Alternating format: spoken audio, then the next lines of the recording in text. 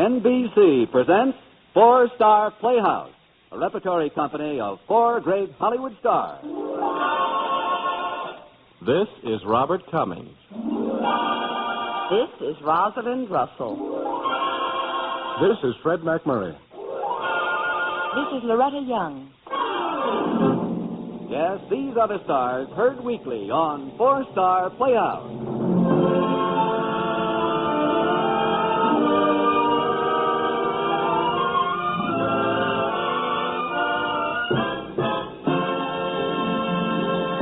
Ladies and gentlemen, one of our four-star players and star of tonight's play, Robert Cummings.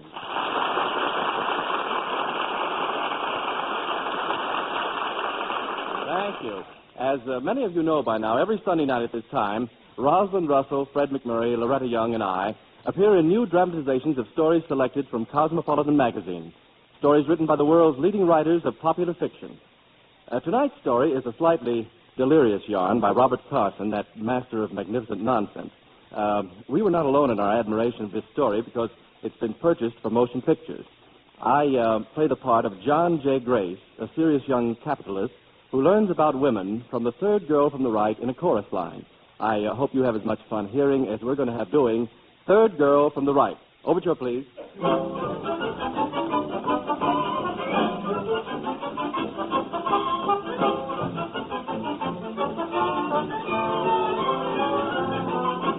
My name is Hal South. Dignified public relations and scandals skillfully averted. I give you as reference my client, the banker, John J. Grace. But if you're expecting him to be someone with a naked dome or with plenty of hair graying at the temples, forget it. My client, Johnny's in his 30s, with slick, dark hair and the physique of an all-American end. The trouble with my well-heeled client was that he inherited several $jillion at an early age and took over the presidency of the Golden State Bank. And, brother, do not delude yourself. The kid could swing a merger with the best of them. But he worked too hard. He was too serious. And girls? Johnny never even looked at women. Oh, they looked at him all right, but our Johnny didn't react. This can lead to race suicide. All work and no hoopla was certainly making this Jack a dull boy. Well, one night I suffered a rush of brains to the head. I got the sparkling idea that it'd be jolly if I took my client Johnny to a girls' show at the Old Time Theater in Los Angeles to munch a pretzel and glance at some gams, all in the interest of relaxation, of course. Hey, boy! Oh, brother.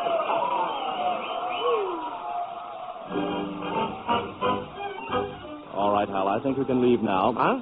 Oh, the show isn't over, Johnny. The girls are coming back. I've seen what I wanted to see. But, Johnny... Let's go.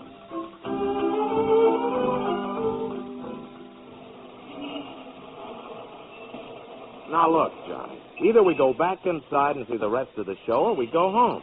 Leave us not clutter up the theater terrace like this. We're not going home, Hal. Yeah, you got to get up early and knock off another mere million. At least until business gets better. Did you notice that third girl from the right? No, Johnny, you're a big man, Johnny. She had dark blue eyes, black hair, and a skin like camellia petals. I want to meet her. Johnny, you are the young and clear-eyed custodian of half the folding money in California.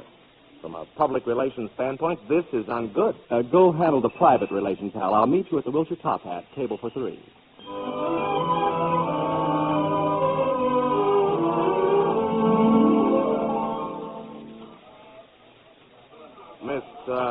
Miss Eleonora Duze Hatfield, this is my client, Mr. John J. Grace. How do you do, Miss Hatfield? Won't you sit down? I could only stay 2 or 3 hours. Look, Johnny, tomorrow's another day. Sit down, Hal. What do you folks have from the bar? Double cyanide. I never drink before the big game. What big game? You, Buster. Big party? Tell me your angle, and I'll tell you mine. Well, I assure you that I'm merely interested in buying you a limited number of drinks and listening to your talk. Why? Well, you see, I don't have much time for women, and, well, you're very different. I thought the change would be good for me. I hear you've got all the change in California. Because my grandfather was in the gold rush in 49. Yeah. She got there before the goods got counted to her. You run several banks and railroads, too. Yes, clumsily. He should live, though. He's terrific. You married, Johnny? No. Oh, boy. This is what I've been looking for. No wife and loaded. Loaded? Have your gold dust weighed and get set, big boy. Well, I admire your straightforward approach. Perfect 34. No, I mean you're so honest, and after all, so much in my own family tradition. Your grandfather was a gold digger, too. I give you fair warning, Merrill. I'm going to marry you and lift your poke. Why, it's very sporting of you to tell me. In what way may I reciprocate? I'll have the auditor send her a complete statement of your financial condition. Hey, I bet you think I'm kidding. No, I'm sure you're very serious. Yeah, out to make an honest millionaire. For one solid year, I've been exhibiting the frame in public, just hoping I'd catch the eye of some chump like you. Let's go someplace where it's dark and hold hands. Boss, where you go, I go. What's he? My public relations counsel. Oh, this is my first double date without another girl. Well, let's get down to the romantic details. Yes. I'm worth millions. Oh, darling. I'm not sure just how many millions. Well, just give me an estimate. Shall I include the $8 million in trust fund, which becomes mine when I'm 40? Every little bit helps. It's a veritable financial empire. Oh, my dream, Prince. Perhaps you'll be content to know that I have more than I'll ever be able to spend. Well, I'll help you. A wife should always be a help to her old man. Well, Eleanor, you're so absolutely and utterly charming in your candor. You ought to see me in my bathing suit. Well, now, where would you like to go? It's late, or I'd invite you up to my apartment to look at my gold mining certificate. We have just met, Mr. Grace. Just take me home. You can kiss me goodnight. Is that all right with you, Hal? Well, make it a short one. But put a nice head on it, huh, Johnny? Well,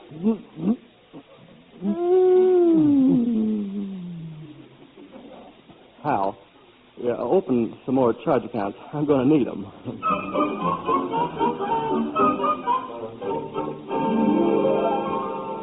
Yes, Eleanor, I hear you. Can you hear me? How couldn't she hear that golden voice? You what?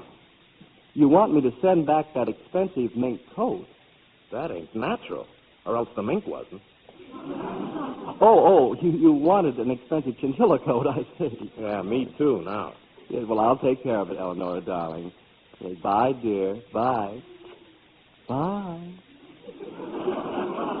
How strong can a guy's stomach be? Yes, bye, lovey pie. Lovey pie. Johnny, you gotta ditch that doll. Yes, don't worry. I've got her number, Hal. And you call it too often. Well, perhaps you're right. I'd better break it off somehow. But how? Can she swim? Yes. Too bad. Johnny, if you don't give her the brush yourself, I'm going to tell Rogers of the board of directors. Rogers? Hey, good idea. Tell Rogers. He'll know how to help me get rid of Eleonora.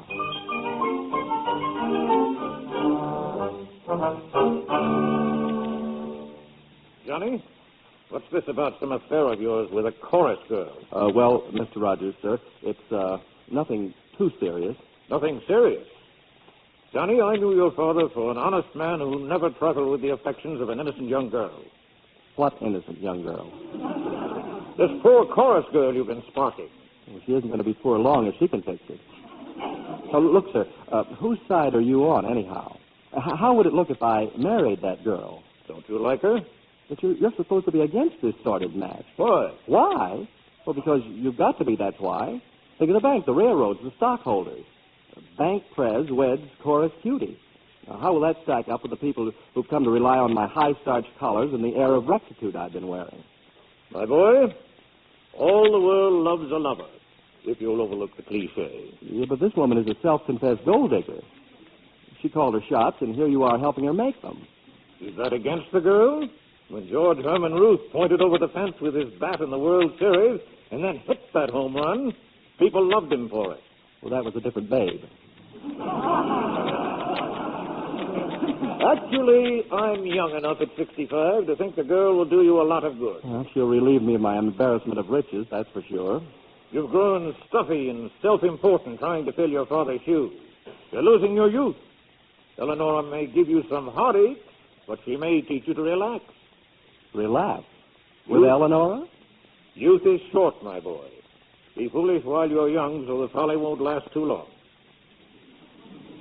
That's all, Johnny. Yes, sir. Good afternoon, Mr. Rogers. And for the honor of our sex, Johnny, just be a little hard to get. I must say you're a big help. I hope so, Johnny. And may I add, sir, that as our most respected board member, you ought to wash out your mouth with soap and water? Well, how'd it go, poor little rich boy? Oh, terrible. He's on her side. Now what do I do? Midas, you've got to tell Eleanor off. Well, how? I like the girl. Well, tell her you're engaged. Engaged? Engaged. That's it. You're engaged. No, Hal. I can't answer that amazing girl's amazing honesty with a white lie. What other colors have you got? Oh, I don't know. I'll tell her tonight. Tell her what? Oh, don't worry. I do worry. You love the girl and you're a nice guy, and I'm afraid to leave you alone with her. Well, I'm having dinner with her. The waiter will come around often to empty the ashtrays. Johnny. I promise to smoke continuously during the dinner. Yeah, and come right home. I don't want you going to some strange justice of the peace.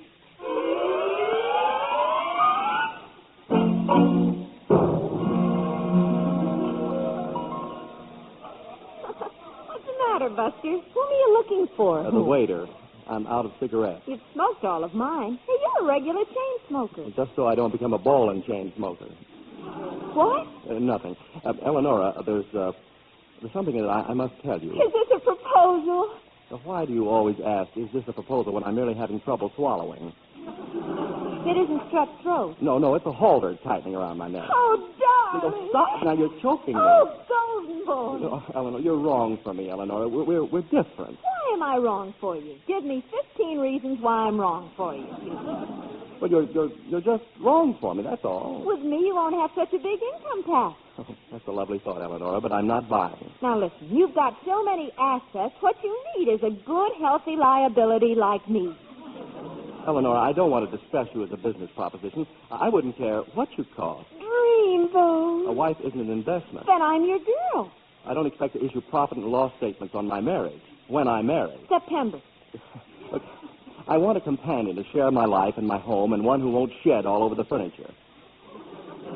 Which, of course, rules out man's best friend and rules in man's worst enemy and dearest necessity, woman. I'm a kangaroo. Eleonora, you are a greedy, selfish, seeking, grasping, scheming, heartless, case-hardened, rapacious, predatory, money-mad Lorelei, Lilith, and Temptress. Would you marry me? Ask me nice. I love you. I want you to marry me. I'd have to think about it. Okay, I've thought about it, darling. Now let's go down and have our heads examined.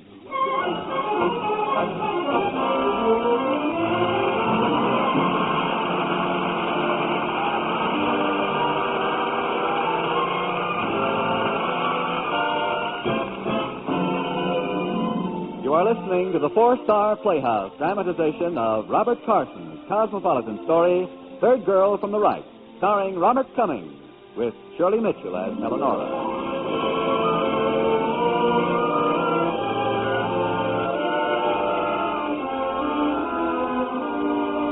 Well, Eleonora accepted my invitation to marriage as reluctantly as the wolf gobbled grandma in the well-known fairy tale.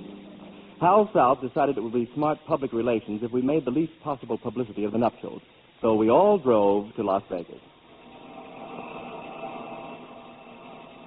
We were doing as well as could be expected with Hal along until we drove up to the office of the Justice of Peace, when suddenly Eleonora burst into tears. Oh, Johnny, it's no use. I can't do it. I simply can't You can't do what? What's the matter now, bandit girl? Oh, we're making a terrible mistake, John. No, we're not, darling. Why? Oh, I'm a strange, unstable character, while as you are a good, dull, hard-working young man. Marriage to me will ruin your life. This can never be. Oh, yes, it can, Eleanor. I'll do anything to make you happy. No. I won't be honest and sincere and hardworking anymore. I'll become a playboy. No, Johnny. I'll become worthless, and you'll help me. Hey, Johnny, this doll's on the level. Yeah, I started out liking your loot, but now I'm in love with you. I've changed my mind about marrying you, Johnny. Oh, Eleonora. I changed my mind, too. Eleonora, suddenly I think you are the peachiest little mouse I ever saw, and I insist that you marry my boy. I want you, darling. I can afford a few foolish luxuries. Oh, Johnny, that's all I want to know. Oh, don't say that, baby. You've got a lot to learn.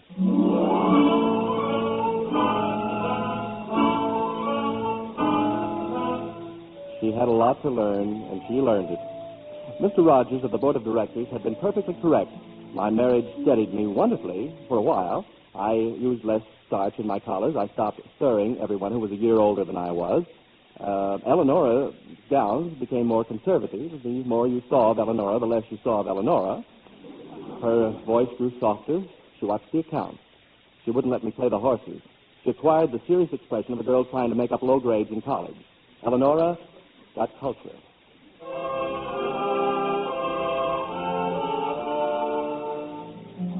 Johnny, it's simply wonderful to me, Hal. Simply wonderful. Oh, I have a wonderful existence.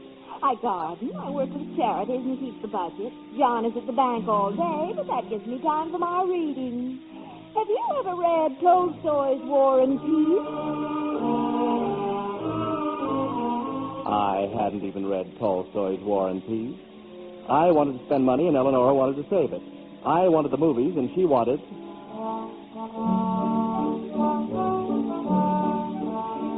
the opera. There came an evening when there was a dinner party in our home. Well, the party was gay with conversations about trusts, holding corporations, interest rates, and mergers. Eleonora had just finished outlining the plot of War and Peace to Mr. Rogers, our patron saint. Rogers turned to me, smiling benevolently. Johnny, you see, I was right. Your choice in Eleonora here was beyond reproach. Thank you, Rogers. Oh, you're very sweet, Mr. Rogers. If I cannot be an inspiration to my husband, I hope at least to be a worthy helpmeet. Exactly, my dear. Yeah. Well said, Eleonora. Yeah. And you must lend me Tolstoy's War and Peace if Tolstoy doesn't want it back right away. Oh, Mr. Rogers, Tolstoy... See you later, Johnny, and we'll make some more money. Oh, he's just an old dear. He's just a stuffed shirt. Darling. They're all stuffed shirts. Darling. And don't give me that lantern-jawed Park Avenue Nasal Academy accent either. I declare. And I'm sick of Tolstoy's War and Peace. Now, wait a minute You're there, getting Buster. as dull as the rest of Now us. you've done it, Buster. Now you've done it. I've made myself into a silk purse out of a sow's ear, and this is my reward. I like the sow's ear. Not the silk purse, not War and Peace, not opera, I'll not... split the difference with you, Buster. From now on, you get war and no peace. Start running, Harvard man. Huh? Start running. It is here at this point where I wish to refute the slander that my wife chased me into the pantry and smote me with a baseball bat. It was not a Louisville slugger. It was a plaid silk umbrella. There were also some harsh words exchanged, of which the following is the only authorized version. And after all I've done to make myself a good wife for you and not spend your little $100 million nest egg, well, I'm going to Reno. But you can't consider the scandal. I'm going right now. I'll provoke a strike and stop the trains. I'll drive. Well, there's a gasoline strike on already. You might never get to Reno. Oh, I'll get there all right. This certainly has been a lesson to me. No successful marriage can be founded on love. Why wasn't I satisfied just to take you for your bundle? Well, it's been a lesson to me, too. I had a dull life loaded down with responsibilities. You meant glamour, romance, excitement. So what happened? You have to be a helpmeet and inspire me. Look at that umbrella. It's ruined. I'm going to Reno. Well, go to Reno. I'm getting a divorce. Get one for me, too. I'm going with Hal. Why with Hal? I like Hal. I like Hal, too. Huh?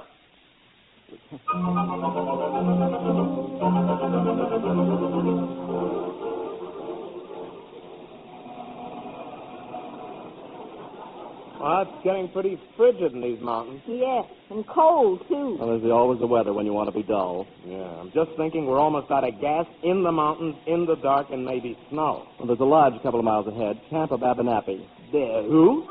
Ababanapi. We'll spend the night there. Oh. May I make one suggestion? You two lovebirds register under your maiden name. Why? Well, we don't want the press to find out Mr. and Mrs. John J. Grace are taking separate rooms just yet. Give me time to salvage some kind of good public relations out of this situation. Oh, my boy. Trying to do my job is all. That the lodge up ahead?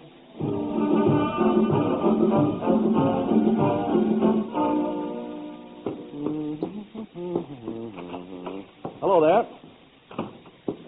Welcome, stranger, to Camp Abadabanappy. Hello. Ababanappy. Been here 40 years. Can't say it right yet. I'd like some rooms for tonight. Empty, that is? Well, preferably. If necessary, we'll share with a responsible mountain lion who's had his supper. They sign the register, mister. Mm-hmm. My name is Bert Hitch. I own this place. Own it in good health. Yeah, been here 40 years. You wouldn't believe it, but I'm 64 years old. Well, you don't look a day over 80. There you are, Bert. Yes, sir, not a day over 80. It's a clean mountain air.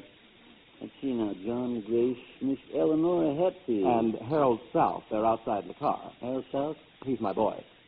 You're pretty young for a father, ain't you? Well, I was a child bridegroom. You don't look a day over 45. Well, I'll go and call in the others. Slicker. Fixed his wagon all right. I don't look a day over 80, huh?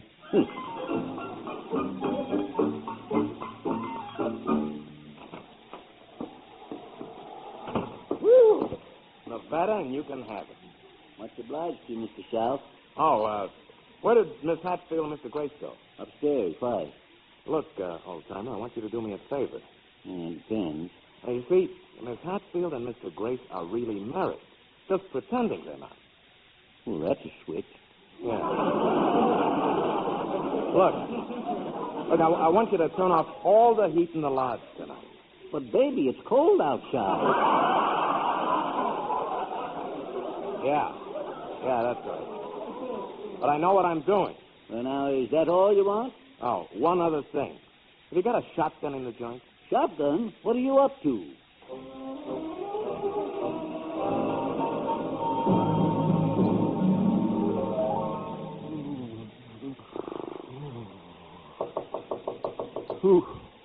Who is it?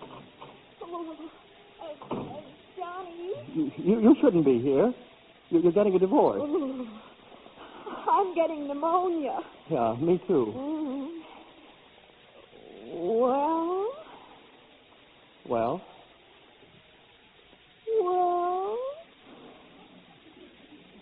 Well?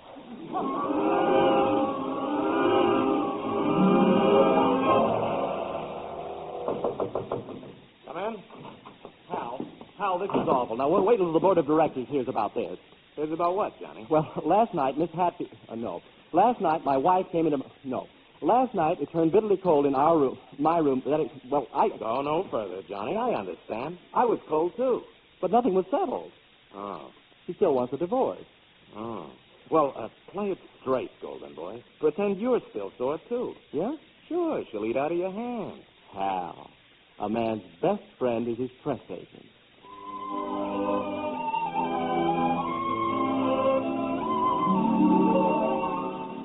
Oh, Hal, this is awful. Go no farther, child. Yes, but you don't know what happened. I know. Last night, the temperature having declined numerous degrees. Say no more, Eleanor. But he's still going to let me leave him. Oh. Well, adopt an attitude of womanly submission. Yeah? That always gets him. It does? Sure. Tell him you're going to have a baby. Hal, you're wonderful. How did you know? Well, Huh? Who told you? Hey, and where should I tell him? Well, wait a minute. I know, in the lobby. The lobby? Yeah, in front of old man Hicks, the proprietor. But Hal, I don't... Do as I have counseled. Go.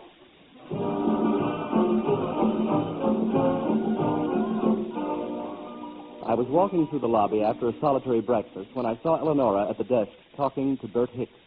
As I walked over to them, Eleonora gave out with some casual tidings which had no effect on me whatsoever, maybe just to stop my heart in its tracks for a second. Oh, Johnny, I'm going to have a baby. What? A baby. Wait a minute. Whose baby? Mine, of course. But you ain't married. Well, you see, Bert... Who said it was his? What? It is, though. Hey? No, everybody wait. Look, this woman... You hound of Hades. You cad, you. Don't you this woman, that woman, but that pure, good-looking, unsullied, whatchamacallit. Look, Rip Van Winkle, we're married. Then why'd you register separate and take different rooms? You lie. On your knees, man, and beg this poor gal's forgiveness. Now put down that shotgun. Deer rifle. But it works on stags, too. Do you want to kill somebody? Yes, you. Unless you ask this unsullied, whatchamacallit, to be your wife. But I tell you... Do it, sir, by the eternal... All right. Don't shoot. I'll marry her. Yeah. And just to make sure you do, I'm the justice of the peace these parts.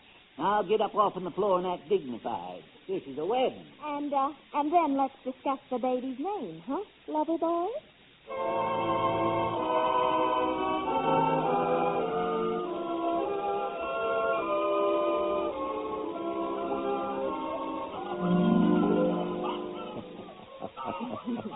Oh, why do we have to stand out here and look at our baby through a glass? Why can't we go inside? Oh, darling, we might give them something. Well, just my watch to play with won't hurt. She's got my eyes, but she has your nose.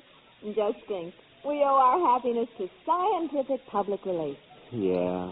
Who would have thought that Hal South would have bribed old man Hicks to turn off the heat in the lodge that night and stage that scene the next morning?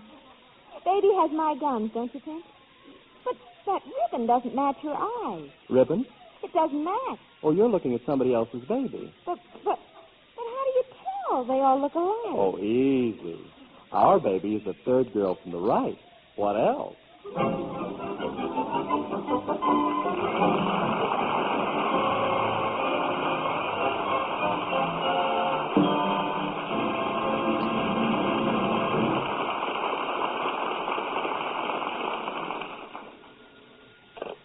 Four-Star Playhouse, Robert Cummings speaking.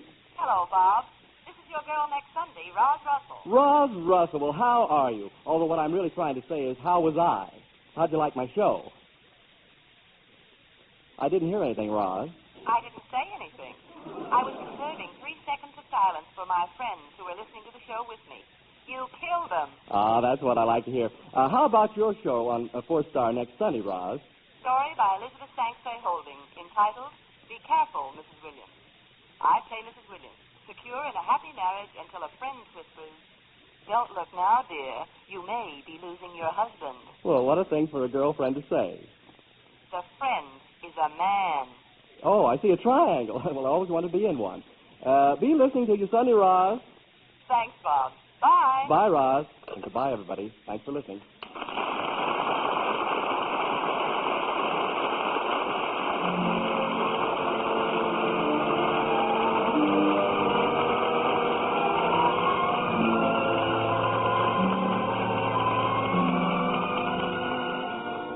You've been listening to Four-Star Playhouse, tonight starring Robert Cummings in Third Girl from the Right, written by Robert Carson and adapted for radio by Milton Geiger.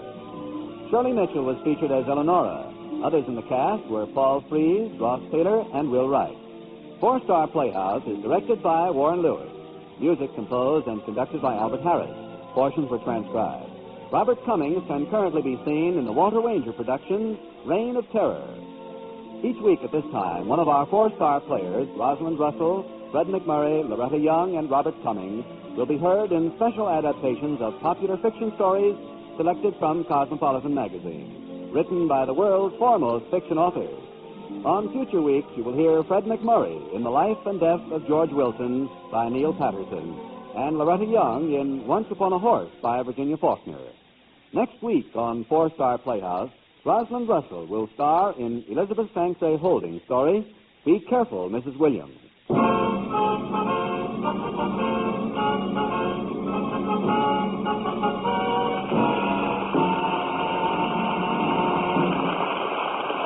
This is NBC, the National Broadcasting Company.